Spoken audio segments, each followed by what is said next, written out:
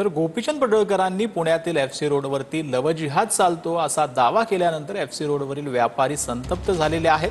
पडळकरांनी शहानिशा करायला हवी होती, असा प्रकार कोणता दुकानात चालतो असं म्हणत व्यापारी आक्रमक झालेले आहेत। दरम्यान पडळकरांच्या वक्तव्यानंतर एफसी रोडवरील ग्राहक कमी झाल्याचा दावा व्यापाऱ्यांनी केला। पडळकर साहेबांना माझी नम्र विनंती आहे, पडळकर साहेब ह्याचा आपण शहानिशा ठोस पुरावा कुठंतरी करा आणि तो उलट तुम्ही न येता तो आम्हाला द्या, आमच्यावरती ती जबाबदारी टाका, आम्ही ती निस्तारायला तयार आहोत। हा टोटल 30% धंदा आला आहे या गोष्टींमुळे।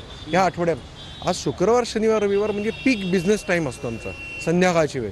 आज तुम्ही जर बघितलं, जस्ट कॅमेरा फिरवलात, कुठल्याही दुकानात कस्टमर दिसणार नाही।